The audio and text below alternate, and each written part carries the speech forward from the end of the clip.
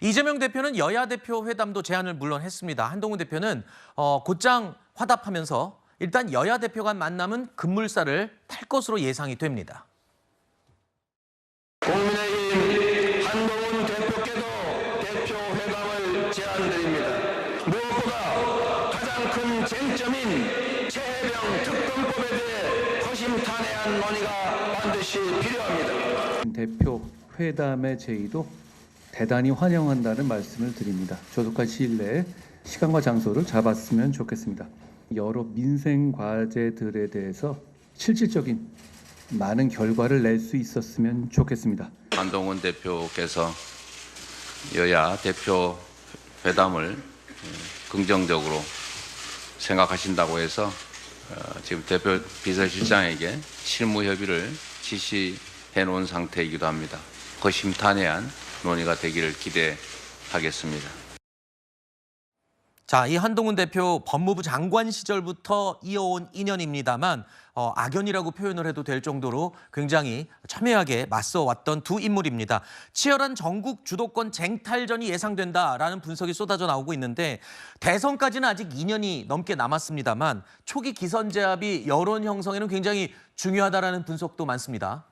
일단은 이재명 대표 입장에서 보면 본인이 먼저 선공의 키를 잡았죠. 네. 최상병 특검 관련돼서 한동훈 대표가 당내 일부 여론과 다른 입장을 취하고 있기 때문에 그 부분을 키를 잡았는데 저 부분은 사실은 이제 민생과 상관이 없는 거 아니겠습니까?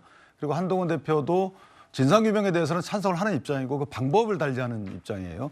그런데 한동훈 대표 입장에서 보면 이재명 대표가 또 법안에 협조하지 않으면 본인이 또 성과를 내기 어렵습니다. 그러니까 한동훈 대표가 할 수 있는 방법은 국민께 성과를 내서 나의 그 대선적인 수권 능력을 강조할 수 있는 부분은 정부 측에 얘기해서 정부의 정책 현안으로 발탁을 시키는 거, 그다음에 네. 국회에서 이재명 대표와 협의를 통해서 법안으로 통과시키는 부분이 있는데 이 국회 통과 부분은 이재명 대표가 견제할 거란 말이죠. 네. 그렇기 때문에 한동훈 대표 입장에서 보면 국민적 지지를 얻을 수 있는 논제를 많이 발굴해가지고 선제적으로 제안하는 방법으로 갈 겁니다. 네. 그 일환 중에 하나가 이제 뭐 폭염 대책도 있고요. 그다음에 지하 주차장의 전기차 문제도 있고 네. 이런 부분들 사실은 작아 보이지만 김대중 대통령이 얘기했던 것처럼 사실은 네. 결과를 내는 네. 이런 부분과 관련돼서 선제적인 의제 발굴을 한동훈 대표가 하지 않을까 네. 이렇게 생각합니다. 자, 선제적인 의제 발굴 말씀을 하셨는데 이 부분은 어떨까요? 국민의힘에서는 조금 쓰린 구석이 될 수도 있는데 오늘 나온 정당 지지도를 보면 민주당이 11.2%포인트 차이로 국민의힘을 앞선 것으로 나타났습니다. 국민의힘은 전주 조사 대비 6.8%포인트 하락했고요. 반면에 민주당은 5.4%포인트가 올랐습니다. 어떤 또 사람들은 이거는 전당대회를 마친 이 컨벤션 효과다라고 하기도 하는데 어떻게 해석을 하실까요? 전 전당대회 후광 효과가 분명히 또 작용했다고 생각하고요. 그렇죠. 왜냐하면 그 국민의힘에서도 전당대회 국면에서는 지지율이 상승하는 그런 국면을 보이기도 했었거든요. 네. 다만 여기서 좀 유의미한 건 이제 국민의힘은 한동훈 대표가 신임 대표로 이제 출범을 하면서 상당한 기대감을 모았던 게 전 사실이었다고 생각합니다.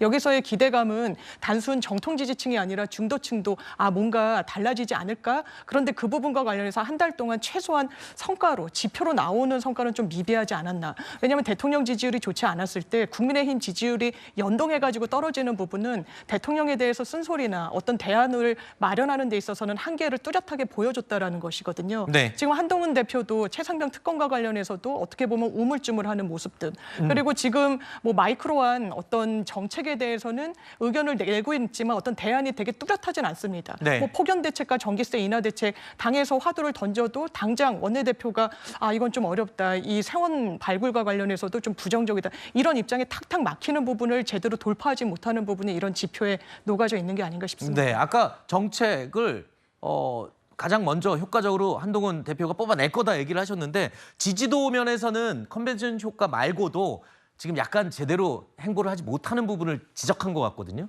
민주당에서 저 조사 결과를 그렇게 해석하시고 싶은 마음은 제가 이해는 하는데요. 네. 꿈보다 해몽이라고 생각합니다. 그래프를 한 번만 좀 다시 보여주시면요.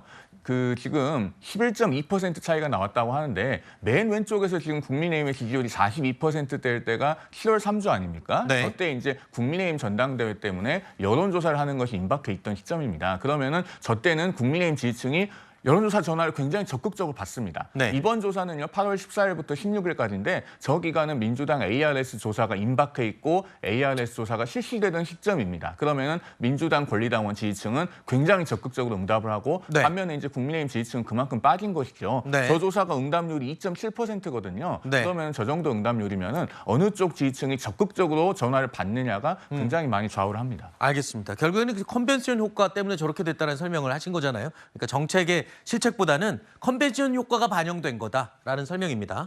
예, 컨벤션 효과를 뭐 일부 있겠죠. 그러나 저 조사 기간을 보면 사실 저희가 전당대회가 어제 끝났는데 네. 그 조사 기간은 그 전이란 말이에요. 네네. 그래서 그 부분도 일부 뭐 기대감도 있겠지만 그것보다는 지난주에 8.15라는 굉장히 중요한 행사가 있었습니다. 이 8.15와 관련해서 대통령께서 또 지금 그 정부 여당에서 어떤 모습을 보여줬는지 하는 부분에 대한 그런 평가도 저 여론조사에는 담겨 있다라는 의미를 해석해야 될 것 같습니다. 네, 잠시만요. 제가 조사 기간을 한번 체크를 해봐야 될 것 같아요. 왜냐하면 8.15가 영향을 끼친 기간은 한 군데 이쪽 8월 14일, 6일이 들어가 있군요. 알겠습니다. 그 부분 제가 혹시나 해서 기간을 확인을 해봤습니다.